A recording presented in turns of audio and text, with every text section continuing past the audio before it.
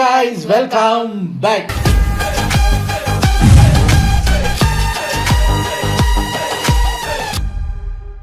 இன்னைக்கு ரொம்ப நாளைக்கு அப்புறம் நம்ம எருமை முருகேசா சேனல்ல இருந்து ஒரு வீடியோ, அதுக்கு தான் நம்ம ஒரு ரியாக்ஷனை போட போகிறோம்.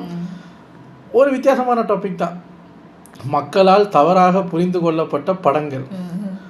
அப்படியெல்லாம் இருக்க சான்ஸ் இல்லையே. மக்கள் சரியா புரிஞ்சுக்கிட்ட படங்கள் தானே இங்க பலது இருக்குதே, அதுக்கான ரிசல்ட்டும் பலது இருக்குதே. ஏன்னா மக்கள் தவறாக புரிந்து கொண்ட படங்கள் அப்படின்னு போட்டுட்டு தம்ப்நெயில்ல நிறைய படம் போட்டிருந்தாரு. அதுல இட்லி கடையும் வந்துச்சு. Greatest movies that are completely miss understood. ஒருவேளை இவர் வந்து இப்போ அவங்க இதைத்தான் சொல்ல வந்தாங்க, நீங்கள் தான் தப்பாக புரிஞ்சுக்கிட்டீங்கன்னு டைரெக்டாக சொல்ல போகிறாரா, இல்லை அவங்க இதைத்தான் சொல்ல வந்தாங்க நீங்கள் தான் தப்பாக புரிஞ்சுக்கிட்டீங்கன்னு நக்கலுக்கு சொல்கிறாராங்கிறது தெரியலை. இது நம்மள தெளிவுபடுத்துகிற வீடியோவா இல்லை இது ஒரு நக்கல் வீடியோவாங்கிறத உள்ளே போய் பார்த்துடலாம். இது ஒரு 27 minutes வீடியோங்கிறதுனால டக்குன்னு பார்த்துட்டு போயிடலாம். டோலர்களே, இந்த வீடியோ யாரோட மனதையும் புண்படுத்துறது நோக்கமில்ல பாத்துக்குங்க. அதையும் மீறி எந்த டோலரோடைய மனதாவது புண்பட்டா அதுக்கு கம்பெனி பொறுப்பு இல்லை.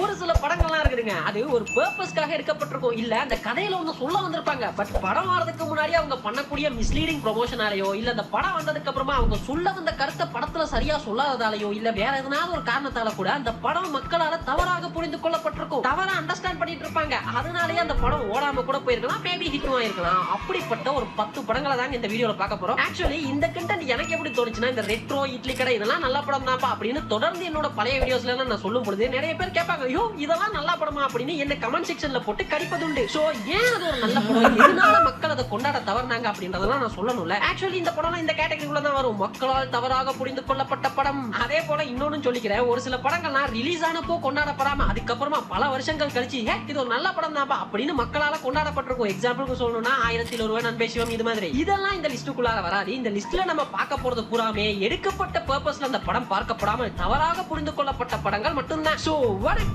டோலர்களே, அப்போ ஆரம்பிக்கலாங்களா?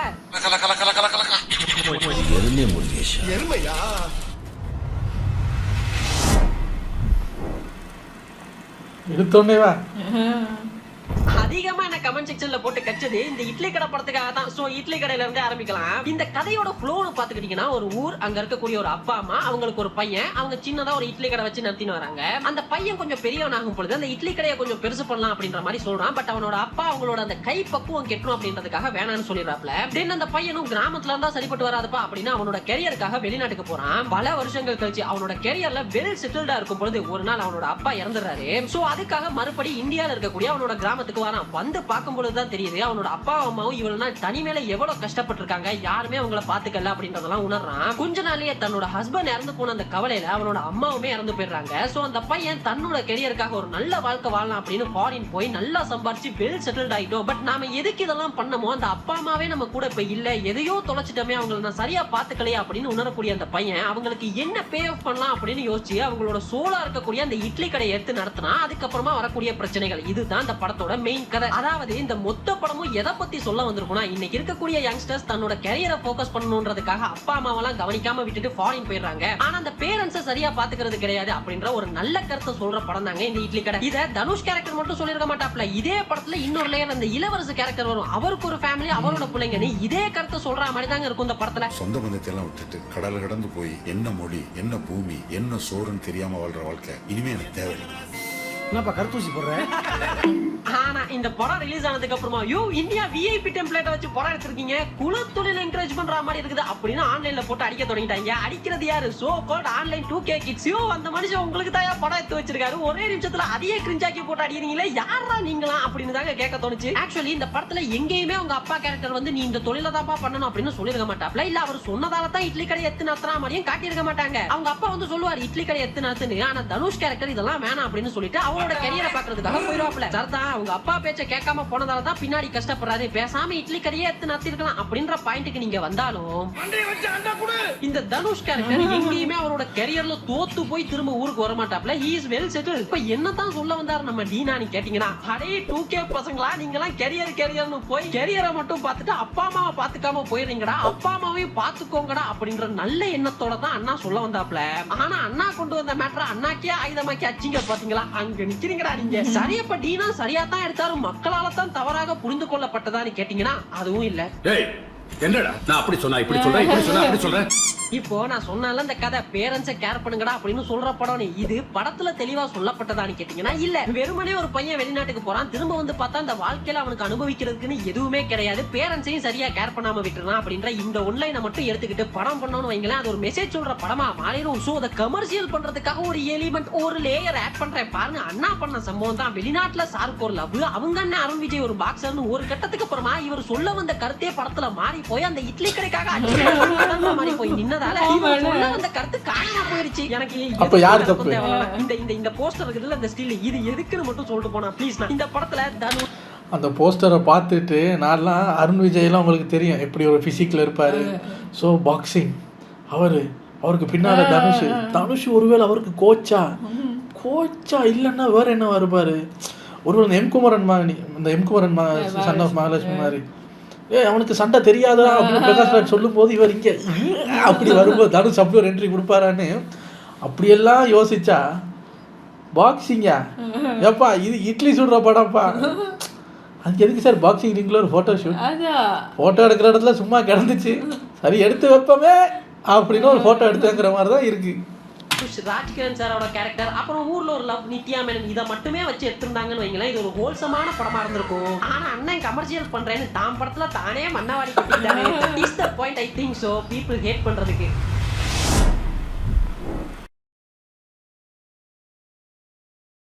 இந்த இட்லி கடைக்கு அப்புறமா நான் நல்லா படம்னு சொல்லி அடி வாங்கினதுன்னா இந்த ரெட்ரோக்கு தான். இந்த படத்தோட கதை எப்படி இருக்குன்னா, தன்னோட வளர்ப்பு அப்பாவோட ரவுடிசம் பண்ணிக்கிட்டு இருக்கக்கூடிய ஹீரோ லவ் பண்றான், கல்யாணம் பண்ணிக்கலாம் அப்படின்னு போகும்பொழுது இந்த ரவுடிசம் எல்லாம் வேணாம் விட்டுலாம் அப்படின்னு நினைக்கும் பொழுது ஒரு இன்சிடென்ட் நடக்குது. தென் அவனோட மனைவி அவனை விட்டு பிரிஞ்சு போயிடுறாங்க. அவங்கள தேடி ஹீரோ போறான். போற இடத்துல தன்னோட பிறப்போட பர்பஸ் என்ன அப்படின்றத தெரிஞ்சுக்கிறான். தென் என்ன ஆகுது அப்படின்ற மாதிரியான ஒரு கதை தான் இது. மோர் ஓவர் இந்த மொத்த படமும் லவ் லாஃப்டர் வார் அப்படின்ற இந்த 3 ஷேட்ஸ்க்குள்ள தான் டிராவல் பண்ணும். அதாவது சிரிப்புனா என்னன்னே தெரியாத, சிரிக்கவே தெரியாத ஹீரோ பாரிக்கு ஒரு லவ் வருது. அந்த லவ் சிரிப்புனா என்ன அப்படின்றத அவனுக்கு உணர்த்துது. தென் சிரிப்புனா என்னன்னே தெரியாத ஊர் மக்களை பாரி சந்திக்கிறான். ஒரு விஷயத்த வாழ்க்கையில பார்க்காத ஒருத்தனுக்கு தான் அந்த விஷயத்தோட அருமை புரியும்னு சொல்ற மாதிரி அந்த ஊர் மக்களோட சிரிப்புக்காக இந்த பாரி கேரக்டர் போர் செய்யறான். இதுதான் லவ் லாஃப்டர் வார். இன்னும் சிம்பிளா சொல்லணும்னா, சிரிப்புனா என்னன்னே தெரியாத ஒருத்தர் சிரிப்புனா என்னன்னே தெரியாத ஊருக்கு சிரிப்பை கொண்டு வந்தானா இல்லையான்றது தாங்க இந்த ரெட்ரோ. ஆமாங்க, அவ்வளவுதாங்க மேட்ரு. இப்போ இந்த படத்தோட மோஸ்ட் கிரிட்டிசிசம் செய்யப்பட்ட பார்ட் என்னன்னா இந்த படத்தோட கிளைமேக்ஸ் தான். டேய் என்னடா ஒரு ராக்கெட் லான்ச்சரை வச்சுட்டு சிரிச்சிட்டு இருக்கீங்க அப்படின்னு ட்ரோல் பண்ணாங்க. பட் என்ன கேட்டீங்கன்னா இந்த படத்துக்கு பக்காவான கிளைமேக்ஸ் இதுதான். சிரிப்புனா என்னன்னே தெரியாத, இது வரைக்கும் சிரிப்பையே பார்க்காத மக்கள் அந்த சிரிப்பு அவங்களுக்கு தராதவனை பார்த்து சிரிச்சாங்க. இதுதான் இந்த கதையோட பெஸ்ட் கிளைமேக்ஸா இருந்திருக்க முடியும். பை த வே அதுதான் கிளைமேக்ஸாவும் இருந்தது. அதெல்லாம் சரிதான்ப்பா, படத்துல இருந்தவங்க சிரிச்சாங்க, சரி அதை பார்த்து ஆடியன்ஸ் ஏன்டா சிரிச்சாங்க அப்படின்னு கேட்டீங்கன்னா இங்க தான் உள்ள வருது மிஸ்லீடிங் மார்க்கெட்டிங் அப்படின்ற மேட்டர். இந்த மொத்த படமும் பார்த்துட்டீங்கன்னா நான் முன்ன சொன்ன மாதிரி லவ் லாஃப்டர் வார் அப்படின்ற இந்த 3 ஷேட்ஸ்க்குள்ளார தான் இருக்கும். இத படத்துல பக்காவா காட்டியிருந்தாப்ல Karthik Subbaraj. But first impression is the most important இம்ப்ரெஷன்ன்ற மாதிரி இந்த 3 ஷேட்ஸ்க்குள்ளார தான் படம் இருக்க போகுது அப்படின்றத ட்ரெய்லர்ல மனுஷன் காட்டியிருக்க மாட்டாப்ல. இந்த ரெட்ரோ படத்தோட ட்ரெய்லர் பார்த்துக்கிட்டீங்கன்னா முழுக்க இப்ப இருக்கக்கூடிய ரீல்ஸ்ல ட்ரெண்டானா மட்டும்தான் அந்த படத்துக்கு மிகப்பெரிய பப்ளிசிட்டியா அமையும். ஹூக் சவுண்ட்ஸ்க்கு கட் பண்றது என்ன, படத்தோட டயலாக்கை இஷ்டமேனுக்கு எடிட் பண்றது என்னன்னு பேசாம நம்மளும் இப்ப இருக்க ட்ரெண்ட்லயே போயிடுவோம். அந்த 3 ஷேட்ஸ் கான்செப்ட மறந்துட்டு என்னென்னமோ கட் பண்ணி ஒரு ட்ரெய்லர் விட்டுருந்தாப்ல. சோ ஆடியன்ஸோட எக்ஸ்பெக்டேஷன்ஸ் எல்லாம் எப்படி மாறி போச்சுன்னா, இந்த படமும் மக்களை காப்பாற்றக்கூடிய ஒரு ஹீரோ தான் அப்படின்னு ஆடியன்ஸ் எல்லாம் KGF வைப்புக்கு போயிட்டாங்க. சோ அவங்களோட கிளைமேக்ஸ் எக்ஸ்பெக்டேஷன் எப்படி இருந்திருக்கும்? ஹீரோ பாப்பாங்க எல்லாரும் அச்சு ஓட விட போறாரு, மக்களை காப்பாற்ற போறாரு, ராக்கெட் லான்ச்சர் எல்லாம் விட்டு ஓட விட போறாருன்னு எதிர்பார்த்தவங்களுக்கு ராக்கெட் லான்ச்சரை வச்சுட்டு சிரிச்சது ரியல் லைஃப் ஜிகர்தண்டா கிளைமேக்ஸா மாறி போச்சு இந்த ரெட்ரோக்கு. சோ இதுக்கு முழுக்க காரணம் மிஸ்லீட் பண்ணப்பட்ட ட்ரெய்லர் மட்டும்தான். மிஸ்லீட் பண்ணப்பட்ட படத்தோட பேரும் ரெட்ரோ. நானும் வேறு மாதிரி நினச்சிட்டேன். இப்போ நீங்கள் சொன்னதுக்கப்புறம் படத்துக்கு நான் ஒரு புது பேர் யோசிச்சிருக்கேன். இந்த படத்துக்கு பேர் சிரிச்சா போச்சுன்னு வச்சுருந்தா எப்படி இருந்திருக்கு? என்னங்க சூர்யா நடிக்கிற படத்துக்கு பேர் சிரிச்சா போச்சா, வித்தியாசமாக இருக்குல்ல அப்படின்னு ட்ரால் பண்ணுவோம். சிரிச்சா போச்சுன்னு ஒரு பேரா, விஜய் டிவியில் நடக்கிற அது இது ஷோ மாதிரி இருக்கேன்னு ட்ரால் பண்ணுவோம்னு வந்திருப்பாங்க. சிரிச்சா போச்சுக்கு படத்தில் இப்படி ஒரு அர்த்தம் வச்சுருக்காங்க அப்படின்னோடனே அது சீரியஸாக மாறி இருக்கும். இங்கே ரெட்ரோன்னு வச்சு சீரியஸான படமாக்கம்னு உள்ளே வந்தால் என்னங்க சிரிச்சா போச்சு மாதிரி இருக்குன்னு நினச்சதில் இதாக போயிடுச்சு. ஒரு ஒரு ஒரு மொக்கையான ஃபன்னான டைட்டிலை வச்சு ட்ரால் பண்ணலாம்னு அவங்கள உள்ளே வர வச்சு ட்ரால் பண்ண முடியாத மாதிரி ஒரு படத்தை கொடுத்துருந்தா அதுவும் ஒரு விதமான அடியாக இருந்திருக்கு. இங்கே எல்லாத்தையும் மாற்றி பண்ணிட்டாங்க சார்.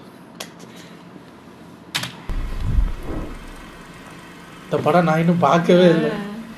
இந்த மிஸ்லீடிங் ட்ரெய்லர்லாம் பத்தி சொல்லும் பொழுது தாங்க இந்த படம் ஞாபகத்துக்கு வந்தது. ஸ்டார், லிஃப்ட், டாடான்னு 2 ஹிட்டுக்கு அப்புறமா வந்த கவினோட படம் தாங்க இந்த ஸ்டார். உண்மையாவே சொல்லணும்னா இந்த படத்துக்கு மிகப்பெரிய ஒரு எதிர்பார்ப்பு இருந்தது. பிகாஸ் கவினோட ப்ரீவியஸ் 2 படத்தோட ஸ்கிரிப்ட் செலக்ஷன் அப்படி இருந்தது. சோ அந்த சமயத்துல தான் இந்த ஸ்டார் படத்தோட ட்ரெய்லர் வருது. உண்மையாவே சொல்றேங்க, இந்த படத்தோட ட்ரெய்லர் இப்போ படம்லாம் வந்துருச்சுல, நமக்கு படத்தோட கதை கூட என்னன்னு தெரியும்ல. இப்போ போய் அந்த ட்ரெய்லரை பாத்தீங்கன்னாலும் ஒருத்தன் எப்படி கஷ்டப்பட்டு தன்னோட கோலை அச்சீவ் பண்றான் அப்படின்னு சொல்லக்கூடிய மோட்டிவேஷனல் ஸ்டோரி தான் இந்த படம்னு சொல்லுவீங்க. ஏன்னா அப்படி இருந்தது ட்ரெய்லரோட கட்ஸ் எல்லாம். அந்த ட்ரெய்லர் நிறைய பேர் அதை கட் பண்ணி போட்டு ரீல்ஸ்ல ட்ரெண்ட் பண்ணி விட்டு MS தோனி அளவுக்கு ஒரு படம் வர போகுதுடா அப்படின்ற அளவுக்கு பில்டப் பண்ணி போட்டாங்க. பட் படம் எப்படி இருந்ததுன்னா, இது படம் சார் இல்ல இதுதான் உன் படம்.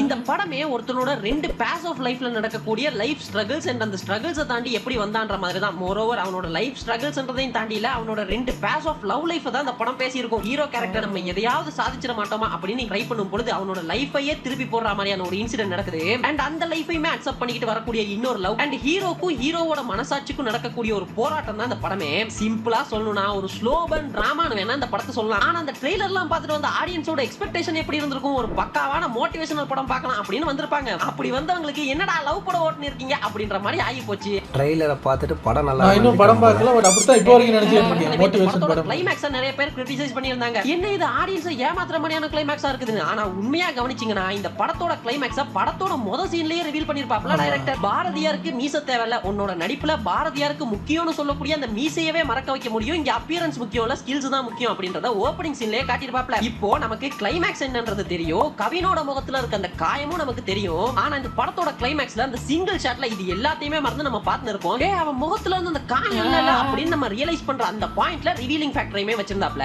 ஆக்சுவலி ஒரு சின்ன இன்சிடென்ட் நம்ம லைஃபையே திருப்பி போட்டுருச்சு, நம்மளால ஒண்ணுமே பண்ண முடியாது அப்படின்னு நினைச்சிட்டு வாழக்கூடிய பல பேருக்கு நமக்கு எது வேணாலும் நடந்திருக்கலாம், அது மேட்டரே கிடையாது. நமக்கு இருக்கக்கூடிய ஸ்கில்ஸ் தான் மேட்டர்ன்றதை விட மோட்டிவேட்டிங்கா வேற எதையுமே சொல்லிட முடியாதுன்னு நினைக்கிறேன். என்ன பொறுத்த வரைக்கும் இது மோட்டிவேஷனல் ஸ்டோரி எல்லாம் கிடையாது, கவின்ற நடிகனோட நடிப்பு தீனிக்கு தீனி போட்ட படம்னு தான் சொல்லுவேன். ஆக்சுவலி இந்த படமே படத்துல என்ன இருக்குதோ அதை ப்ராப்பரா ட்ரெய்லர்ல காமிச்சு ப்ரொமோஷன் பண்ணியிருந்தாங்கன்னு வைங்களேன், இந்த படமும் நல்லாவே ஓடி இருக்குங்க.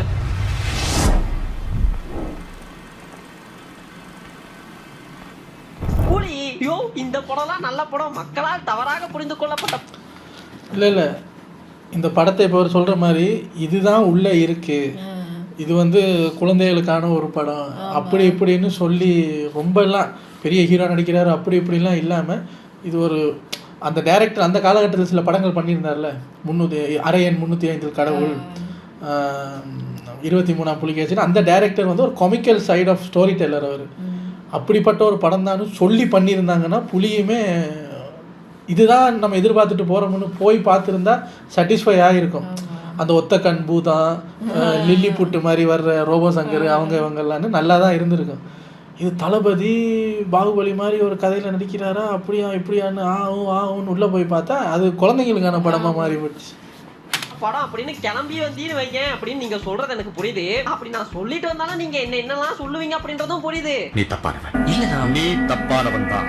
பட் இந்த புலி படத்துல ஒரு மேட்டர் இருக்குதுங்க. என்னன்னா இந்த புலி ரிலீஸ் ஆனது 2015ல. தளபதி ஃபர்ஸ்ட் டைம் ஒரு பீரியட் ஃபிலிம்ல நடிக்கிறாரு அப்படின்றதுனாலயே இந்த படத்துக்கு ஒரு ஹைப் இருந்தது. இது போக அப்போலாம் பாத்தீங்கன்னா இந்த ஆன்லைன்ல பிளாக்ஸ் வந்து ரொம்ப ட்ரெண்டா போய் இருந்தது. சோ அந்த பிளாக்ஸ்ல இந்த புலி படத்தோட கதை டைம் டிராவல் அப்படின்னு இஷ்டமேனிக்கு ரூமர்ஸும் எழுதிட்டு இருந்தாங்க. அண்ட் இந்த படத்தோட டைரக்டர் யாருன்னா சிம்புதேவன், 23ஆம் புலிகேசி, இரும்பு கோட்டை மோட்டு சிங்கம் இதெல்லாம் பண்ணிருக்காரு. சோ மேக்கிங்கா ஒரு ராஜா காலத்து பீரியட் ஃபிலிம் எப்படி வரப்போகுது அப்படின்ற ஒரு ஐடியாவும் நமக்கு இருந்ததுன்னு வைங்களேன். அப்போதாங்க குறுக்க இந்த கௌஷிக் வந்தான்ற மாதிரி புலி அக்டோபர்ல ரிலீஸ் ஆகுதுன்னா பாகுபலி 2015 ஜூலை ரிலீஸ் ஆகுது. அண்ட் உங்களுக்கே தெரிஞ்சிருக்கும் Baahubali is the very first movie. இன்னைக்கு வரக்கூடிய பிக் பட்ஜெட் லார்ஜ் ஸ்கேல்ல பண்ணக்கூடிய பிரம்மாண்டமான படங்களோட பெர்ஸ்பெக்டிவே மாத்தின படம்னு. மீன்வைல் நாம இதுவரைக்கும் இம்சையரசன், 23ஆம் புலிகேசி, இரும்பு கோட்டை இது மாதிரியான பீரியட் ஃபிலிமே பார்த்துட்டு இருந்த நமக்கு பாகுபலிக்கு அப்புறமா பீரியட் ஃபிலிமோட கண்ணோட்டமே மாறி போச்சுன்னு சொல்லலாம். சோ எல்லாருமே பாகுபலி அளவுக்கு எதிர்பார்க்க தொடங்கிட்டாங்க. அப்போதான் அக்டோபர் மாசமா யார் யாரி கோமாளி அப்படின்ற மாதிரி புலி ரிலீஸ் ஆகுது. சோ எல்லாருமே புலிய பாகுபலி கூட கம்பேர் பண்ணி அடிக்க தொடங்கிட்டாங்க. உன்னை பத்தி நான் கூட என்ன ரசிக்கிறேன், நீ சீட் பண்ணிருக்க. இது பத்தாதுன்னு தளபதிக்கு நம்ம வீட்டுல இருக்கக்கூடிய சின்னஞ்சிறுசுங்களோட ஃபேன்ஸ் அதிகம் அப்படின்றது ஆல்மோஸ்ட் எல்லாருக்கும் தெரிஞ்சதுதான். ஆனா தளபதி இது வரைக்குமே அந்த சின்னஞ்சிறுசுங்களை மட்டுமே டார்கெட் பண்ணி ஒரு படம் பண்ணது கிடையாது. சோ அந்த புலி படமே பார்த்துட்டீங்கன்னா இந்த சின்னஞ்சிறுசுங்களை டார்கெட் பண்ணி அவங்களுக்காக பண்ணப்பட்ட ஒரு படம் தான். இதை நான் சொல்லுங்க, இந்த படத்தோட கேமராமேன் நட்டி சாரே சொல்லியிருந்தாரு.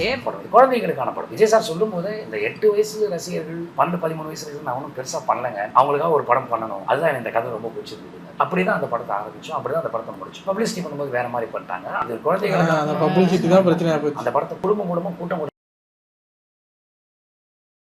ஆனா என்ன ஆகி போச்சுன்னா இந்த நாங்க போனோம் என்ன குடும்பம் குடும்பமா போய் தூக்கிட்டேன். எல்லாம் நான் எதிர்பார்த்து போனது வேற. இப்போ ஹாலிவுட்ல எல்லாம் பாத்தீங்கன்னா பெரிய ஹீரோஸு கிட்ஸுக்காக படம் பண்ணுவாங்க. அந்த நான் ஒரு படம் பேர் சரியா ஞாபகம் இல்லை. அவர் வந்து இந்த ஷசாம்னு நினைக்கிறேன், ஒரு super hero, comedy super hero movie பண்ணணும். ஒரு பெரிய ஹீரோ தான் அவர். ஒரு ஒரு பர்பிள் கலர் பென்சில் மாதிரி ஒன்று வச்சிருப்பாரு. இந்த ஜீவபா பென்சில் இருக்கும்ல, அந்த கான்செப்ட் தான் அந்த கதையை. அந்த அந்த அந்த கிரையோனை எடுத்து இப்படி காற்றுல இப்படி ஒரு வட்டம், இப்படி ஒரு வட்டம், இப்படி ஒரு கோடு, இப்படி ஒரு கோடு போட்டு ஒரு சைக்கிள் வரைஞ்சாருன்னா அந்த சைக்கிள் வந்துடும். ஸோ அந்த மாதிரி ஒரு பெரிய ஹீரோ வந்து அப்படி ஒரு படம் பண்ணுறாருன்னா அவங்க அந்த ட்ரெய்லர்லேயே மொத்த கதையே இதுதான் கதைன்னு சொல்லிட்டாங்க. ஸோ சின்ன பசங்களுக்கு எக்ஸைட் ஆயிருச்சு. இப்போ சின்ன பசங்க நச்சரிக்கும் போது பெரியவங்க கூட்டி போய் தான் ஆகணும். அப்போ அவங்க இதுதாங்க இந்த படம்னு தெரிஞ்சு கூட்டி போகிறதுனால அந்த மாதிரி படங்கள்லாம் அங்கே ஹிட் ஆகுது. இங்கே வந்து தளபதியை வந்தோடனே தளபதிக்குன்னு ஒரு சில ஆடியன்ஸ் இருப்பாங்க, அவங்கெல்லாம் வந்து அவங்களோட ஏஜ் கேட்டகரி எக்ஸ்பெக்ட் பண்ணிட்டாங்க. உள்ளே போய் பார்த்தா லில்லி புட்டு, ஒத்த கண்ணு, அது இது பழைய ராட்சத ஆமை அப்படின்னு நிறையா வச்ச உடனே டிசப்பாயின்ட்மெண்ட் தான் ஜாஸ்தி தெரியுது. பாகுபலி ஹிட்டுக்கு அப்புறமா இதுக்கு பிறகு போய் ஒரு பீரியட் ஃபிலிம் சின்னஞ்சிறுசுங்களுக்கான படம் அப்படின்னு ப்ரோமோட் பண்ணோம்னா எங்க படம் ஊத்திக்குமோ அப்படின்னு ப்ரொடக்ஷன் கம்பெனி இது ஒரு மாசான படம் அப்படின்ற மாதிரி ப்ரோமோட் பண்ண ஆரம்பிச்சிட்டாங்க. சோ மக்களோட பெர்ஸ்பெக்டிவ்மே மாறி போச்சு. நீங்க நல்லா கவனிச்சீங்கன்னா தெரியும், இந்த மொத்த புலி படமும் ஒரு கார்ட்டூன் பாக்குற மாதிரி தாங்க இருக்கும். பக்கா சின்ன பசங்களுக்கான படம் மாதிரி பேசுறாம, பேசுற குருவி, மண்டை மேல ஒரு கொண்ட, வேதாளம், சித்திரக்குள்ளர்கள், கோட்டையை கக்கிற ஒத்தக்கன் நரக்கன், ஹீரோ இன்ட்ரோடக்ஷன்லயே கால்ல விழுந்து கெஞ்சுற ஹீரோ அப்படின்னு ஒரு கார்ட்டூன் மெட்டீரியல்ல இந்த சின்ன வயசுல எல்லாம் சிறுவர் கதை புஸ்தகம்னு வரும்ல, அதுல வாசிக்கக்கூடிய கதைகள் மாதிரி ஃபுல் அண்ட் ஃபுல் ஒரு ஃபேண்டசியாவே இருக்கும். அது மட்டும் இல்லைங்க, ஆக்சுவலி தளபதி சின்ன பசங்களுக்கான இந்த படத்துலயுமே அரசியல் பேசியிருப்பாப்ல. எனக்கு அரசு பதவி வந்தாலும் நான் உங்கள ஒருத்தன் தான். மக்கள் நலனுக்காக கொடுக்கப்படுற முதல் குரல் என்னுடையதா தான் இருக்கும். என்ன பிளான் பண்ணிருப்பான்னா, இன்னைக்கு இந்த படத்தை பார்க்கக்கூடிய பசங்க தான் இன்னும் 10 வருஷம் கழிச்சு ஓட்டுரிமையோட இருக்க போறாங்க. இப்போ நாம இந்த மாதிரியான படத்துல அரசியலை பேசி வச்சோம்னு வைங்களேன், இப்ப இருக்கக்கூடிய பசங்க எல்லாம் இன்னும் 10 வருஷம் கழிச்சு அவங்க பெரியவங்க ஆனதும் ரீகலெக்ட் பண்ணி பார்க்கக்கூடிய ஒரு ஹோல்சமான மெமரியா அந்த படத்தை மாத்திட்டோம்னு வைங்களேன், நாளைக்கு நமக்கு தான் அது பிளஸ் அமையும் அப்படின்ற ஒரு நல்ல நோக்கத்தோட அரசியல் பேசிருப்பாப்ல. ஆனா ப்ரொடக்ஷன்ல என்ன பண்ணாங்க, கடைசி நேரத்துல இது ஒரு மாஸ் படம் அப்படின்ற மாதிரியான ப்ரொமோஷனை பண்ண பாகுபலி கிளைமேக்ஸ் எல்லாம் பார்த்துட்டு புலி படத்தோட கிளைமேக்ஸை பார்த்தவங்களுக்கு யோ மருதீரன் இன்னையா கிளைமேக்ஸ்ல காக்கா குருவி எல்லாம் கொண்டு போய் சண்டை போடுறாரு அப்படின்னு ட்ரோல் மெட்டீரியலா மாறி போச்சு. இது சின்ன பசங்களுக்கான படம் தான் அப்படின்னு ப்ரோமோட் பண்ணியிருந்தாங்கன்னு வைங்களேன், இந்த படமும் ஓடி இருக்க வாய்ப்பு இருக்குங்க.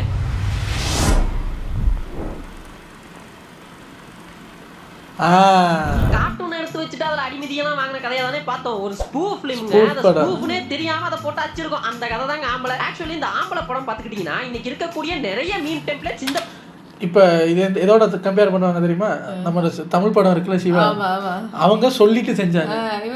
இது எல்லா தமிழ் படத்தையும் நக்கல் பண்ற தமிழ் படம்.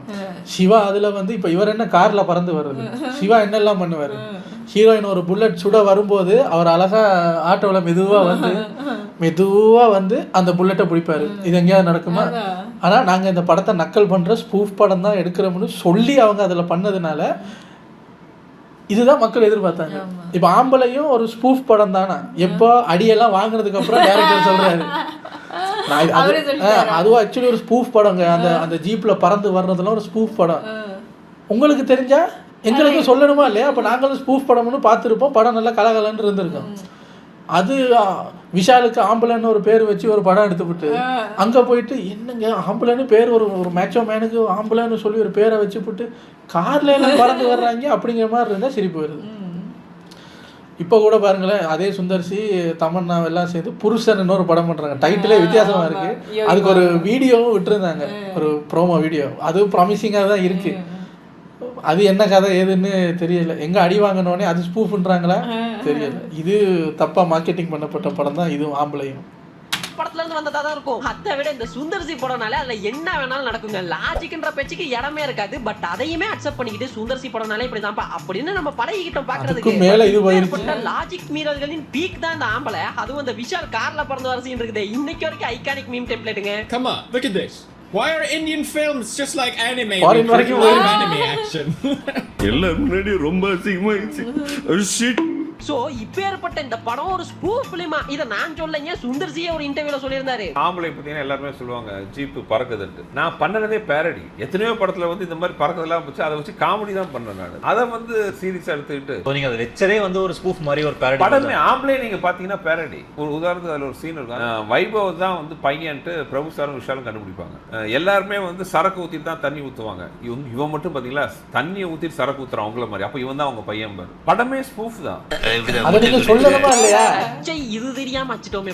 Sorry Sundar C sir. பட் எப்படி பார்த்தாலும் தப்பு உங்களோட தான். நீங்க இந்த படத்தை விடும் பொழுதே இது ஒரு ஸ்பூஃப் ஃபிலிம் தான் அப்படின்னு சொல்லியே விட்டுருக்கலாம். இந்த தமிழ் படம்லாம் வந்துச்சுல அப்படி நீங்க சொல்லியே விட்டுருக்கலாம். ஆனா ஒண்ணுப்பா, ஒரு ஸ்பூஃப் ஃபிலிமையே இன்னொரு ஸ்பூஃப் ஃபிலிம்ல ஸ்பூஃப் பண்ணதெல்லாம் இன்னைக்கு தான்டா முறையா பாக்குறேன். இது எப்படி இருக்குதுன்னா, இந்த சம்பூர்ணேஷன் ஒருத்தர் இருக்காப்ல யூடியூப்ல, அவர் இது மாதிரியான ஸ்பூஃப் வீடியோ எல்லாம் பண்ணுவாரு. அது ஸ்பூஃப் வீடியோனே தெரியாம ஒரு சிலர்லாம் எடுத்து வச்சு அந்த வீடியோ பத்தி கிக்கி பிக்கி பண்ணிட்டு இருப்பாங்க. அது மாதிரி இருக்குதுடா. ரிஜிஸ்டர் பண்ற அளவுக்கு நான் எடுக்கலையா தெரியல. நான் எடுத்தது அப்படிதான். நான் அந்த படம் ஆம்பளை எடுத்ததுன்னா ஃபுல்லா அந்த கமர்ஷியல் படத்தெல்லாம் கிண்டல் பண்ணி எடுத்த படம் தான்.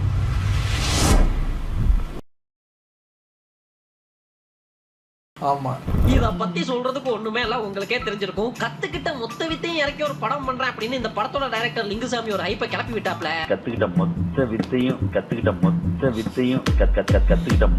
வித்தையும் முழுசா இறக்கணும்னு நினைச்சிருக்கேன்.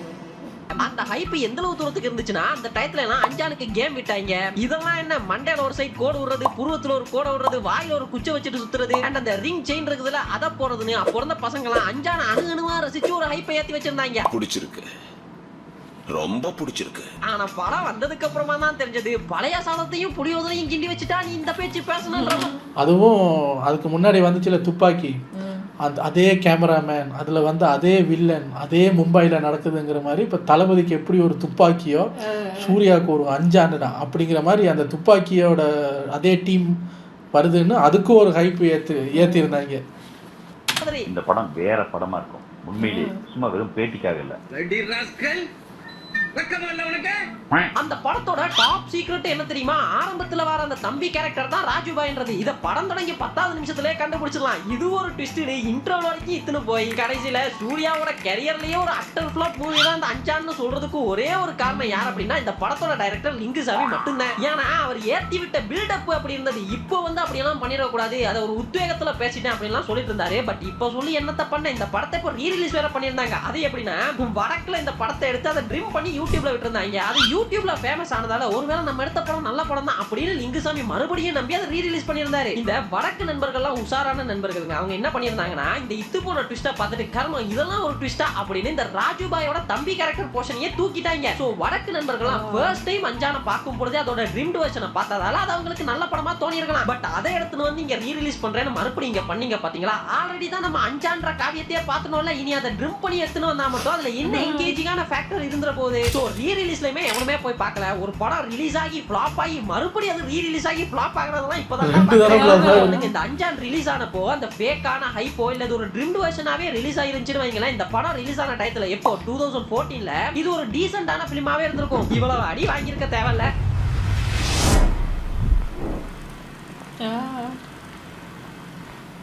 இந்த அஞ்சானை பத்தி பேசிட்டு கங்குவை பத்தி பேசலாம் நீங்க கோச்சிப்பீங்கன்ற சிம்பிள். அந்த ஒரு ஒரு போர்ஷன் வரும்ல, 30 நிமிஷமா 40 நிமிஷத்துக்கு ஒரு போர்ஷன் வரும்ல, கிரிஞ்சு போர்ஷன், அந்த யங் சூர்யாவா அதை கட் பண்ணாலே போதும். அந்த கங்குவாவோட கதை மட்டும் பார்த்துருந்தாலே போதும்.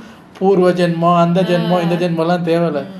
இது ஒரு ஃபுல் அண்ட் ஃபுல் இந்த பாகுபலி மாதிரி ஒரு வேறு வேர்ல்டுக்குள்ளே கூட்டு போய் ஒரு ட்ரைபாக அவங்களுக்கு காட்ட போகிறோன்னா அதை மட்டுமே காட்டியிருந்தா மட்டும் கூட நல்லா இருந்திருக்கு. இது போன ஜென்மத்தில் பிறந்த அந்த சூர்யா இப்போ அங்கே போகிறாரு இங்கே வர்றாருன்னு அதெல்லாம் தேவையே இல்லாத உருட்டு. எனக்கு தெரியும். அகைன் இந்த அஞ்சான் எப்படியோ அது போல தாங்க இந்த கங்குவாவையும் பேசியே படத்தை அழிச்சு போட்டீங்களேடா. அஞ்சானுக்கு எப்படியோ ஒரு கத்துக்கிட்ட மொத்த வித்தையும் இறக்கணும், அது போல இந்த கங்குவாக்கு பாத்துக்கிட்டீங்கன்னா ஆடியோ லான்ச் டிக்கெட்டை மட்டும் வச்சுங்க, இதே டிக்கெட்டோட சக்சஸ் மீட்ல சந்திப்போம்னு சொல்றது என்ன? இது மாதிரியான ஒரு படத்தை தமிழ் சினிமா இதுவரை பார்த்ததே இல்லைன்னு சொல்றது என்ன? இது போக இந்த ட்ரெய்லர் லான்ச்ல உட்கார்ந்துகிட்டு படத்தை எடுத்த சிறுத்தை சிவாவும் சூர்யாவுமே ஒருத்தர் மாத்தி தட்டி கொடுத்து மெச்சிக்கிறது என்னன்னு பில்டப்புக்கு மட்டும் ஒரு பஞ்சமும் இருக்கல. சோ அகைன் இது ஒரு பீரியட் ஃபிலிம், ட்ரெய்லர் டீசர் இவங்க கொடுத்த பில்டப் இதெல்லாம் பார்த்துட்டு சூர்யா சார் வந்து இப்படி ஒரு படத்தை பார்த்தே இருக்க மாட்டாங்கன்னு சொன்னதெல்லாம் சரிதான். எதுக்கு தெரியுமா? விஷுவல்ஸாக பார்க்கும்போது விஷுவல்ஸ் எல்லாம் மிரட்டி விட்டாங்க தான். விஷுவல்ஸ் நல்லாவே இருந்தது. வெறும் விஷுவல்ஸை மட்டும் வச்சு படம் ஓட முடியாது. உங்களுக்கு அந்த விஷுவல் செமையாக பண்ணியிருக்காங்கன்னு சொல்லணுன்னாலே சப்கான்ஷியஸ் மைண்டில் கதை சூப்பர் கதை இல்லை அப்படிங்கிற மாதிரி உங்களுக்கு அதில் மண்டையில் போய் உட்காரணும். கதை இல்லைன்னு வைங்களேன், சூப்பர் விஷுவல் சூப்பர் பாட்டு பிஜிஎம்லாம் செம்மன்னாலும் ஒன்றும் பண்ண முடியாது. இதில் நீங்கள் சவுண்டை வேற கூட்டி வச்சுருந்தீங்க, எல்லாருக்கும் காதில் ரத்தம் தான் வந்துருச்சு. பாகுபலி அளவுக்கு நம்ம பயலுக்கு எதிர்பார்த்துட்டாங்க. பாகுபலி நான் மீன் பண்றது அந்த ஸ்டோரி வைஸா பாகுபலி அளவுக்கு எதிர்பார்த்துட்டாங்க. இந்த ட்ரெய்லர்ல வேற அந்த காலத்து சூர்யா இந்த காலத்து சூர்யான்னு ரெண்டு கெட்டப் காட்ட டைம் டிராவல் சயின்ஸ் ஃபிக்ஷன் நம்ம ஆளுங்க கட் பண்ணிலே கங்குவாவை பார்த்து முடிச்சிட்டாங்க. ஆனா படம் வந்ததுக்கு அப்புறமா தாங்க தெரிஞ்சது இது அவ்வளோலாம் ஒர்த்தே இல்ல. சிவா அங்கிள் மறுபடியும் அதே முன்ஜென்ம கதையை தான் கிண்டி எடுத்துன்னு வந்து மன்னிப்புன்னு பீலா விடுறாருன்னு எல்லா டைரக்டரையும் கூட்டு படத்தை போட்டு காட்டுறோம், படம் சூப்பரா இருக்குன்னு போஸ்ட் பண்ணி சொல்ல வைக்கிறோம், மக்களை ஏமாத்தி ஸ்கேம் பண்றோம். அதுக்குன்னு இந்த படம் மொக்க படமான்னு கேட்டீங்கன்னா கிடையாது. இது ஒரு சுமார் ரக படம் அப்படின்னு சொல்லலாம். அதுவும் மேக்கிங்ல எல்லாம் சிவா மிரட்டி விட்டுருப்பாப்ல. இது ஒரு 3D மூவி வேறயா. நீங்க இந்த படத்தை ஒரு சின்ன தியேட்டர்ல, அதாவது கொஞ்சம் ஸ்கிரீன் பக்கத்துல இருக்க மாதிரியான ஒரு தியேட்டர்ல இந்த படத்தை நீங்க பாத்துருந்தீங்கன்னா இந்த 3D எக்ஸ்பீரியன்ஸ் எல்லாம் வேற லெவல்ல இருந்திருக்குங்க. அண்ட் ஸ்டோரியே பாத்துக்கிட்டீங்கன்னா இந்த படத்துக்கு ஓவர் பில்டப் எல்லாம் கொடுத்து ஹைப் எல்லாம் கிரியேட் பண்ணாம இது சூர்யா சார் கேரக்டருக்கும் அந்த சின்ன பையனுக்கும் இருக்கக்கூடிய அந்த ரிலேஷன்ஷிப், அந்த டிராவல் தான் அந்த படம் முன்னாடியே ப்ரோமோட் பண்ணிருந்தீங்கன்னா இந்த படம் இவ்வளவுக்கு அடி வாங்கியிருக்க தேவை கிடையாது. இருந்தாலும் அப்பப்போ சிவா அங்கிள் சொல்லிட்டு தாங்க இருந்தாரு ஒரு சில இன்டர்வியூஸ்லாம் இந்த படம் மன்னிப்பு, அந்த மன்னிப்பை பத்தி தான் பேச போகுதுன்னு குறுக்கு இந்த கௌசிக் வந்தா. பட் இந்த ஞானவேல் ராஜா தான் குட்டையை குழப்பி விட்டு சொல்லி தொலைஞ்சிருக்கலாமல்ல.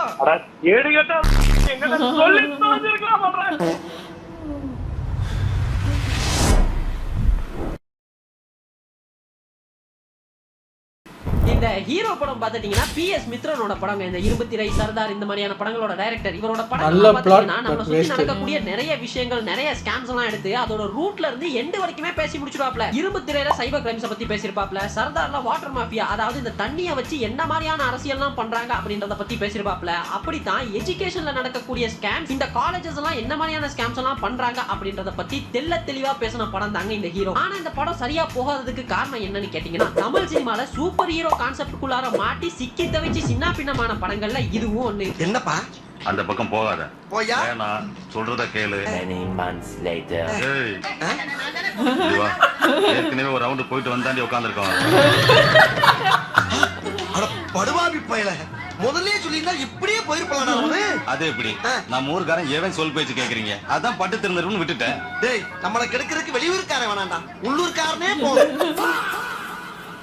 ஆக்சுவலி இந்த படம் ஆரம்பிக்கப்பட்டதுல இருந்தே, இந்த படத்துக்கு ஹீரோன்னு பேர் வச்சதுல இருந்தே முழுக்க இது ஒரு பியூரான சூப்பர் ஹீரோ படம் அப்படின்னு தான் மார்க்கெட்டிங் செய்யப்பட்டது. அதுவும் இன்னும் தெளிவா சொல்லணும்னா பேட்மேனை மிமிக் பண்ற மாதிரியான மாஸ்க், பேட்மேன் சூட், இவருக்குன்னு தனியா ஒரு பைக்னு இது ஒரு ப்ராப்பரான சூப்பர் ஹீரோ விஜிலாண்டே மூவி அப்படின்ற மாதிரி தான் மார்க்கெட்டிங் பண்ணிட்டு இருந்தாங்க. அதுக்கப்புறமா இந்த படத்தோட ட்ரெய்லரும் வந்தது. ட்ரெய்லரோட முதல் சீனே எப்படி ஆரம்பிக்கும்னா, ஸ்கூல் படிக்கும் பொழுது டீச்சர் எல்லாத்தையும் கேட்பாங்க பெரியவனானது என்ன பாவீங்க அப்படின்னு. அதுக்கு ஹீரோவோட சின்ன வயசு கேரக்டர் சூப்பர் ஹீரோ ஆவே மேடம் அப்படின்னு சொல்ற மாதிரி தான் இந்த ட்ரெய்லரே தொடங்கும். இந்த ட்ரெய்லர் பூராவே பாத்தீங்கன்னா இது ஒரு சூப்பர் ஹீரோ படம். பேட்மேனுக்கு எப்படி ஒரு அல்ஃபிரட் தாத்தாவோ அது போல தான் இங்க எஸ்கேக்கு அர்ஜுன் கேரக்டர்ன்ற மாதிரி தான் இந்த ட்ரெய்லரே கட் பண்ணிருந்தாங்க. சோ இதெல்லாம் பார்த்து ஆடியன்ஸ்க்கு தமிழ் சினிமால ஒரு ப்ராப்பரான சூப்பர் ஹீரோ படம் வரப்போகுது அப்படின்னு முடிவே பண்ணிட்டாங்க. இனி ஹீரோன்னு பேர் வச்சா அதை தானே எதிர்பார்க்க முடியும். ஆனா படம் வந்ததுக்கு அப்புறமா தாங்க தெரிஞ்சது சூப்பர் ஹீரோன்னு சொல்லிட்டு அந்த சூப்பர் ஹீரோவே கிளைமேக்ஸ்ல மட்டும் தான் வருவாரு. அது வரைக்கும் இப்போ வரப்போறாரு, இப்போ வரப்போறாரு, இன்னும் கொஞ்சத்துல வரப்போறாருன்னு பயம் தான் காட்டின்னு இருப்பாங்கன்னு. உண்மையாவே இந்த படத்தோட ஹீரோ யாரு தெரியுமா? அர்ஜுன் கேரக்டர் தான். ஆக்சுவலி இது ஒரு எஸ்கே படம் பார்த்தா மாதிரியே இருக்காது. இந்த படம் பார்த்து முடிச்சுட்டு வெளியே வந்தீங்கன்னா இது ஒரு அர்ஜுன் சாரோட ஒரு படம் பார்த்தா மாதிரி தான் இருக்கும். பட் உள்ள பேசிருக்க அந்த கண்டென்ட் இருக்குதுல, ஒருத்தான ஒரு கண்டென்ட். இந்த எஜுகேஷன்ல நடக்கக்கூடிய ஸ்கேம்ஸ் எல்லாம் பத்தி அக்கு வேறு ஆணி வேற பிரிச்சு மேஞ்சிருப்பாப்ல மனுஷன். பட் பேட்மேன் தமிழ் வெர்ஷன் எதிர்பார்த்து போன ஆடியன்ஸுக்கு ஏமாற்றம் தான் மிஞ்சியது. ஆக்சுவலி இது ஒரு யூசுவலான ஹீரோ வில்லன் கிளாஷ் தான். ஒரு யூசுவலான வில்லனை எதிர்க்கணும்னா சூப்பர் ஹீரோ தான் வரணும்ன்றதெல்லாம் இல்ல, புரியுதா? பட் இந்த படத்தை மட்டும் இது ஒரு சூப்பர் ஹீரோ படம் அப்படின்னு உருட்டுகள்லாம் உருட்டாமல் ப்ராப்பரா ஆடியன்ஸ் கிட்ட கொண்டு போய் சேர்த்துருந்தாங்கன்னு வைங்களேன், நல்லா ஓடி இருக்க வேண்டிய சச்ச அண்டர்ரேட்டட் மூவிங்க. இது எனக்கு ரொம்ப பிடிச்ச படம். நான் அது ஏன் ஓடலன்னு தெரியல. நாங்க இது வரைக்கும் ஓடிச்சு தான், வசூல் எல்லாம் பண்ணிச்சு தான். பட் அந்த சூப்பர் ஸ்டாரோட படம்னு எதிர்பார்த்த அளவுக்கு பல பேருக்கு டிசப்பாயின்மெண்ட். ஆனால் எனக்கு ரொம்ப பிடிச்சிது. அது எனக்கு என்ன சொல்கிறது, ஏன் இதுக்கெல்லாம் தெரியாது. முக்கியமாக அதோட பாட்டு அதெல்லாம் ரொம்ப பிடிச்சிருந்தது. படங்கள்லயே கொஞ்சம் வித்தியாசமான படம்னா இதுதாங்க. ஏன்னா இது வரைக்கும் நாங்க பார்த்த படங்கள்லாம் ஆடியன்ஸ் கிட்ட சரியா ரிசீவ் ஆகாததாலயோ இல்ல சரியாவே ரீச் ஆயிருந்தாலும் அதுல சொல்ல வந்த கருத்தை சரியா சொல்லாததால மக்களால் தவறாக புரிந்து கொள்ளப்பட்டு ஒண்ணு ஃபிளாப் ஆயிருக்கும் இல்ல ஆவரேஜா பெர்ஃபார்ம் பண்ணிருக்கும். ஆனா இந்த கபாலி ஒரு படம் தாங்க முழுக்க ஒரு ஃபால்ஸ் மார்க்கெட்டிங்ல உள்ள வந்து ஆடியன்ஸ் எதையோ எதிர்பார்த்துட்டு தியேட்டருக்குள்ள போய் எதையோ ஒன்ன பார்த்துட்டு வந்து இந்த படம் ஹிட் ஆச்சு. அதுவும் சாதா ஹிட்லாம் கிடையாதுங்க. தலைவரோட டாப் 5 கலெக்ஷன் செய்யப்பட்ட படங்கள்ல இந்த படமும் ஒண்ணுன்ற அளவுக்கு ஏகபோக ஹிட் ஆச்சு. எப்போ 2016லயே 100 கோடியில எடுக்கப்பட்ட இந்த படம் ஒரு 250 to 350 கோடி வரைக்குமே கலெக்ஷன் ஆச்சு. ஆனா இந்த படத்துல இருக்கக்கூடிய மேட்டர் என்னன்னா, அங்க என்ன கிணறு வெட்டிட்டு இருக்காங்க பேசியா. இந்த படத்தோட ப்ரொடியூசர் தானு சார், டைரக்டர் பாரஞ்சித் பாத்துட்டீங்கன்னா மெட்ராஸ் அப்படின்ற மிகப்பெரிய வெற்றிக்கு அப்புறமா தலைவரோட கொலாப் பண்றாப்ல. அண்ட் பாரஞ்சித் இந்த மாதிரியான அரசியல்லாம் பேசக்கூடிய டைரக்டர் அப்படின்றது உங்களுக்கே தெரிஞ்சிருக்கும். சோ தலைவரும் பாரஞ்சித்தும் அந்த காம்போல எப்படியான ஒரு படம் வரப்போகுது அப்படின்னு எல்லாருமே வெயிட்டிங்ல இருக்கும் பொழுது இது ஒரு கேங்ஸ்டர் படம், அதுவும் சாதா கேங்ஸ்டர்லாம் கிடையாதுங்க, மலேசியன் கேங்ஸ்டர் மூவி அப்படின்ற அனௌன்ஸ்மெண்ட் வருது. அப்போல இருந்து வெறியான ஹைப்புங்க. யூசுவலாவே அது எந்த லாங்குவேஜா இருந்தாலும் சரி கேங்ஸ்டர் மூவிக்குன்னு ஒரு ஹைப் இருக்குது. அதுவும் தமிழ் தலைவரை வச்சு கேங்ஸ்டர் மூவினா சொல்லவா வேணும். அதுவும் இந்த படத்தோட ப்ரொடியூசர் தானு சார் ஒரு படத்தை எப்படி ப்ராப்பரா மார்க்கெட்டிங் பண்ணணும் அப்படின்றத தானு சார் தான் கத்துக்கணும். ஏன்னா மனுஷன் இறங்கி பண்ணுவாப்ல. தானு கழுதை குதிரையா விக்கிற வித்த தெரிஞ்சவர் இல்லையா, அந்த வியாபாரத்துல இறங்கிட்டாரு.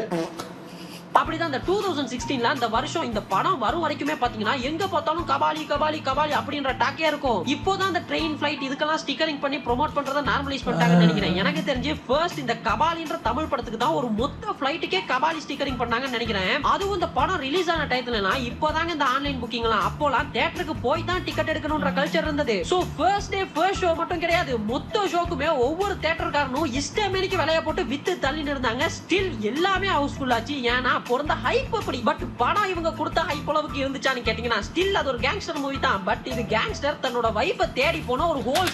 எது வரைக்கும் தெரியுமா அவங்க எதிர்பார்த்து போன ஹைப் இருந்தது.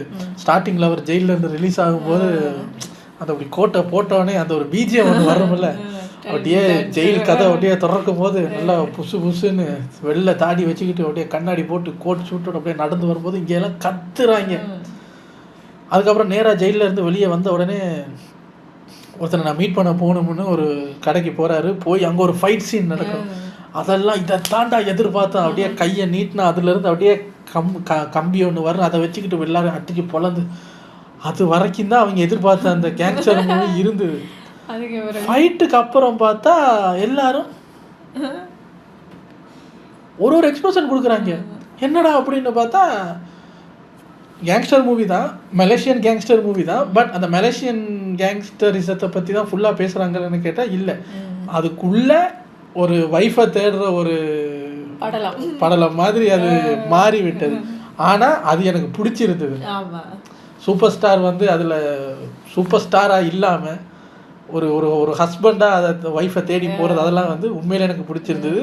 சந்தோஷ் நாராயணன் பாட்டோட சேர்த்து ஆஃப்டர் மேரேஜுக்கு அப்புறமா இருக்கக்கூடிய லவ் பத்தின படம் அப்படின்றது உள்ள போனதுக்கு அப்புறமா தாங்க தெரிஞ்சது. ஆக்சுவலி இது ஒரு மொக்க கதையான்னு கேட்டீங்கன்னா கிடையாது, இது ஒரு நல்ல கதை தான். பட் அப்போ சூப்பர் ஸ்டார் பாத்துட்டீங்கன்னா அவரோட கேரியரின் உச்சத்துல பீக்ல இருந்தாப்ல. சோ பீக்ல இருக்கக்கூடிய சூப்பர் ஸ்டார் இப்படிப்பட்ட ஒரு கதையில நடிச்சிருப்பாரா அப்படின்னு அப்போ யோசிக்க தோணல. இந்த படம்லாம் எப்படி அப்போ அவ்வளவு ஓடிச்சுன்னு தெரியல. ஆக்சுவலி இந்த படத்தை இப்படி வேணா சொல்லாங்க, தவறாக ப்ரோமோட் செய்யப்பட்ட ஒரு படத்தை ஆடியன்ஸ் சரியா புரிஞ்சுக்கிட்டு பார்த்ததால ஓடின படம் அப்படின்னு வேணா சொல்லிக்கலாம். இப்போலாம் கேங்ஸ்டர் படம்னு சொல்லிட்டு இப்படி ஒரு படத்தை பண்ணி விட்டாங்கன்னு வைங்களேன், ஊடு கட்டி அடிச்சு பாடையாக்கிடுவானுங்க, ஊடு கட்டி அடிச்சு பாடையாக்கிடுவானுங்க.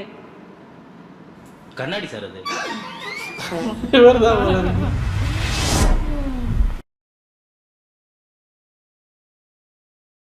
சீரியஸா சொல்றேன். இந்த படத்தோட பெரிய ஹைப்புங்க. இந்த ஒட்டி பிறந்த சப்ஜெக்டில் வர்ற முதல் படம், அதில் சூர்யா நடிக்கிறாரு, கேவி ஆனந்த் அப்படி இப்படின்னு சூப்பராக வந்து ஒரு ஹைப்பு கொடுத்த ஒரு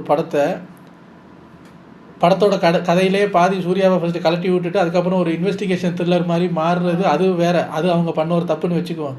இந்த படத்தோட ஹைப்பை நொறுக்கி விட்ட மெயின் படம் வந்து சாருல தான். இந்த படம் வர்றதுக்கு ஒட்டி பிறந்த சூர்யான்னு ஒரு ஹைப்பில் இருந்த படத்துக்கு வர்றதுக்கு 2 மாதத்துக்கு முன்னாடி சாருலதான்னு ஒரு படம், பிரியாமணியோட படம், ஒட்டி பிறந்த பிரியாமணியோட படம் ரிலீஸ் ஆகிடுச்சு. அதில் ஒட்டி பிறந்த பிரியாமணியை பார்த்ததுக்கப்புறம் தியேட்டருக்கு போய் அந்த எக்ஸைட்மெண்ட் இருக்குமான்னு கேட்டால் கம்மி தான். இந்த படத்தை இப்போ ஜெயா டிவில போடுவாங்கல்ல, அப்பெல்லாம் கூட யோசிப்பேன் ஏன் இந்த படம் ஆன்லைனு. மாற்றானிசா அண்டர்ரேட்டட் ஜெம்முங்க. இப்போ இந்த 1001 அன்பே சிவம், மயக்கம் என்ன இதெல்லாம் சொல்றாங்கல்ல, சே இதெல்லாம் அப்பவே கொண்டாடப்பட்டிருக்காங்க, அப்படி கூட மாற்றான சொல்ல மாட்டேங்கிறாங்களேன்றதான் ஒரே ஒரு கவலை. ஆக்சுவலி இந்த படத்துல என்ன ஆயிடுச்சுன்னா 2012 கிட்டத்தட்ட ஒரு 13-14 வருஷத்துக்கு முன்னாடியே கேவி ஆனந்த் சார் அப்பா கேரக்டர் ஒரு பக்காவான வில்லனா காட்டுறது என்ன, ஒரு ட்வின் இறந்ததுக்கு அப்புறமா அவரை லவ் பண்ணிக்கிட்டு இருந்த ஹீரோயின் மத்த ட்வின் கேரக்டரை லவ் பண்றது என்னன்னு இது மாதிரியான சென்சிட்டிவான லைன்ஸ் எல்லாம் தொட்டிருந்தாப்ல. அப்போ இருந்த ஆடியன்ஸ் இந்த மாதிரியான சென்சிட்டிவான லைன்ஸ்க்கெல்லாம் பழக்கப்பட்டிருந்தாங்களா அப்படின்னா அது ஒரு கேள்விக்குறிதான். அதே எப்படி அப்பாவே சொந்த பிள்ளைக்கு வில்லனா வருவாரு, எப்படி அண்ணனை லவ் பண்ணிக்கிட்டு இருந்த ஹீரோயின் தம்பியையுமே லவ் பண்ணுவாங்க அப்படின்னு இது மாதிரியான ஒரு சில கல்ச்சரல் பேரியர்ஸ் எல்லாம் இருந்தது. பட் இப்போ இது மாதிரியான ஒரு படத்தை எடுத்து விட்டா ஓடுன்னு வைங்களேன். அண்ட் இன்னொரு முக்கியமான மேட்டர் என்னன்னா, மாற்றான் படத்தோட ஸ்கிரீன் பிளேயுமே கொஞ்சம் காம்ப்ளிகேட்டடான ஸ்கிரீன் பிளே தான். இவ்வளவு கிரிட்டிக்கலான எலிமெண்ட்ஸ் எல்லாம் படத்துல வச்சுக்கிட்டும் கேவி ஆனந்த் சார் பண்ண தப்பு என்ன தெரியுமா? எனக்கு என்ன தெரியும், இந்த படத்துல இவ்வளவு எலிமெண்ட்ஸ் இருந்தாலும் இந்த படத்துல சூர்யா சார் டபுள் ஆக்ஷன் பண்றாரு பாருங்களேன், அதுவும் கன்ஜாயின்ட் ட்வின்ஸா பண்றாரு. ஒரே சமயத்துல ஒரே ஃப்ரேம்ல 2 பேரையும் ஒட்டி பிறந்த ரெட்டையர்களா காட்டுறோன்னு இந்த ஒரே ஒரு எலிமெண்ட்டை மட்டும் கிரவுட் புல்லிங் டூலா எடுத்துக்கிட்டு ட்ரெய்லர், ப்ரொமோஷன், டிவில குத்த இன்டர்வியூன்னு படம் ரிலீஸ்க்கு முன்னாடி இந்த ஒரே ஒரு எலிமெண்ட்டை மட்டுமே வச்சு ப்ரொமோஷன்லாம் பண்ண தொடங்கினாங்க. ஆடியன்ஸுக்கு இந்த படம் எதை பத்தினதுன்றது தெரியாது, இந்த படத்துல என்ன சொல்ல போறாங்கன்றது தெரியாது, இப்படின்னு எதுவுமே தெரியாது. இப்படி யோசிச்சு பாருங்களேன். நம்ம கதை மேலே நமக்கு நம்பிக்கை இருக்கும் பட்சத்தில் இதில் ஒட்டி பிறந்த சூர்யான்றதே ஆடியன்ஸுக்கு மறைச்சிட்டோம். தியேட்டரில் வந்து உட்காந்து ஃபஸ்ட்டு படம் ஓப்பன் ஆகிற வரைக்கும் அவங்க ஒட்டி பிறந்த கதையே ட்ரெய்லர்லேயும் இல்லை, டீசர்லேயும் இல்லை, போஸ்டர்லேயும் இல்லை, ஒன்றுலேயும் இல்லை. மாற்றான்ல மண்ணும் அந்த இட்ரும் ராவும் வந்து இப்படி இருக்க வேண்டியது இப்படி ஒட்டி இருக்கிற மாதிரி டைட்டிலில் மட்டும் வச்சுருக்கீங்க. அவங்களுக்கு அப்போ அது தெரியாது. டபுள் ஆக்ஷன் படமாங்க, ஒரு சூர்யாவோட டபுள் ஆக்ஷன் மூவியாகனு சூர்யாக்காக வந்திருப்பாங்கல்ல, வந்து பார்த்தவங்களுக்கு படம் ஓப்பன் ஆனோன்னு என்ன ஒட்டி இருக்காங்க அப்படின்னு ஒரு ஷாக்கு வந்திருக்கும். அதுக்கப்புறம் போய் டீகோட் பண்ணியிருப்பாங்க, ஆமாங்க டைட்டில்லே கதை சொல்லியிருக்காங்க பாருங்க, நமக்கு தான் தெரியல அப்படின்னு. இது சீக்ரெட்டாக வச்சு ஹிட் ஆகிருக்க வேண்டிய ஒரு படம். பட் அவங்க இது ஏன்னா இது ஒரு தமிழ் சினிமாவில் ஒரு ஃபர்ஸ்ட் அண்ட் லாஸ்ட்னு தான் சொல்லணும், அந்த மாதிரி ஒரு சப்ஜெக்ட். இப்போ இதில் சாருலதா வந்திருந்தாலுமே இது சீக்ரெட்டாக இருக்கும் பட்சத்தில் எஃபெக்ட் ஆகிருக்காது. பட் இது எல்லாம் தெரிஞ்ச உடனே சாருலதா வந்து குழப்பி விட்டு இந்த படத்துல சூர்யா சார் ஒட்டி பிறந்த ரெட்டையர்களா நடிக்கிறாங்களாப்பா அப்படின்ற இந்த ஒரு எலிமெண்ட்டை மட்டுமே நம்பி ஆடியன்ஸ் எல்லாம் தியேட்டருக்கு வந்தாங்க. அதுக்குன்னு ஆடியன்ஸையுமே பிளேம் பண்ணிட முடியாது. பிகாஸ் மூவி டீம் ப்ரோமோட் பண்ணது இந்த ஒரு எலிமெண்ட்டை வச்சு தான். அது எந்த அளவு தூரத்துக்கு இருந்ததுன்னா படத்தோட டைட்டில் இதை தான் சொல்லும், இந்த படத்தோட டைட்டில் டிசைன் கூட இதை தான் சொல்லும். இதுல இந்த ப்ரொமோஷனை இன்னொரு படி மேல கொண்டு போற மாதிரி இந்த விஎஃப்எக்ஸ் எல்லாம் எப்படி அச்சீவ் பண்ணாங்க அப்படின்ற மாதிரியான ஒரு வீடியோவையுமே ரிலீஸ் பண்ணியிருந்தாரு கேவி ஆனந்த் சார். பட் அவரையுமே நம்ம தப்பு சொல்லிட முடியாது. பிகாஸ் அப்போலாம் எப்போ 2012 படத்துல ஏதாவது புதுசா காட்டி புதுசா எதனாவது குரலை வித்த காட்டி தியேட்டருக்கு கிரவுட் புல் பண்ற ஒரு கல்ச்சர் இருந்தது. சங்கர் சார்லாம் அப்படிதான் ஏமாத்தி இருந்தாரு. பட் ஸ்டில் படத்துல இருக்கக்கூடிய விஎஃப்எக்ஸ் ஒர்க் எல்லாம் பக்காவா இருந்தாலும் என்ன ஏதுனே தெரியாம படம் பார்க்க போன ஆடியன்ஸுக்கு ஒரே அடியா கல்ச்சரல் பேரியர்ஸ் எல்லாம் தாண்டி ஒன்னு ஸ்பூன் ஃபீட் பண்ணும் பொழுது அதை ஆடியன்ஸால ஏத்துக்க முடியாம போயிருச்சு. மத்தபடி மாற்றான் ஒரு தரமான படங்க. இதெல்லாம் அப்போ வந்திருக்க வேண்டிய படம் இல்ல, இப்போ வர வேண்டிய படம். சோ இதுதாங்க டூடெல்லாம் இப்போ வந்து ஹிட் ஆகும்போது மாற்றான் இப்போ வந்தா ஹிட் ஆகும். எனக்கு தெரிஞ்சு நம்ம கொண்டாட தவறிய தப்பாக புரிந்து கொள்ளப்பட்ட ஒரு சில படங்கள் இதுல மோஸ்ட் ஆஃப் த மூவிஸ் பாத்துக்கிட்டீங்கன்னா தவறா ப்ரோமோட் பண்ணப்பட்டதாக தான் ஓடாம போயிருக்கும். சோ இதுல இருந்து என்ன புரியுது, ஒரு படத்துல என்ன இருக்குதோ அதை வச்சு கொஞ்சமா ப்ரோமோட் பண்ணீங்கனாலும் அந்த எலிமெண்ட்ஸ் எல்லாம் படத்துல சரியா இருந்து அதே சமயத்துல நல்லாவும் இருக்கும் பட்சத்துல அந்த படம் எல்லாம் ஓடிடும். இதே அந்த படத்துல இல்லாத பொல்லாததெல்லாம் வெறும் கிரவுட் புல்லிங்காக மட்டுமே மிஸ்லீட் ப்ரொமோஷன் பண்ணீங்கன்னு வைங்களேன், அதுவே அந்த படத்துக்கு பேக் ஃபயர் ஆயிரும். இதுதான் இன்றைய வீடியோவோட கருத்து. சோ இதே மாதிரி மக்களால் ஏதோ ஒரு காரணத்தால தவறாக புரிந்து கொள்ளப்பட்டு இன்னைக்கு வரைக்கும் கொண்டாட தவறிய படங்கள் எதனாவது உங்களுக்கு தெரிஞ்சிருந்துச்சுன்னா அதை கமெண்ட்ஸ்ல சொல்லிட்டு போங்க. அப்புறம் என்னங்க நம்ம சோசியல் மீடியா லிங்க் கீழே சும்மாவே கிடக்குது, போற பக்கம் அதையும் ஃபாலோ பண்ணிக்கங்க. அப்புறம் என்னங்க இன்னொரு சூப்பரான வீடியோல மீட் பண்ணலாம். அதுவரை நன்றி, வணக்கம். அப்படியே பார்த்துட்டு போகும்போது இன்ட்ரெஸ்டாக இருந்தது. அடுத்த என்ன படத்தை சொல்லுவீங்கன்னு டக்கு 27 நிமிஷம் வீடியோ டக்குன்னு முடிஞ்ச மாதிரி ஒரு ஃபீலு. பட் இன்ட்ரெஸ்டிங், செலெக்ஷனும் நல்லா தான் இருக்குது. ஒரு சில படத்தை தவிர மற்ற செலெக்ஷன் எல்லாம் நல்லா தான் இருக்குது. தவறாக புரிந்து கொண்ட படங்கள்ன்றதை தாண்டி அவங்க தப்பாகவே ப்ரொமோட் பண்ணியிருக்காங்க. கரெக்டாக ப்ரொமோட் பண்ணியிருந்தா இதில் முக்கால்வாசி படங்கள் நல்லா ஓடி இருக்கும். நைஸ், நல்லா இருக்கு. உங்களை அடுத்த வீடியோவில் வந்து சந்திக்கிறேன். டேக் கேர், பாய்.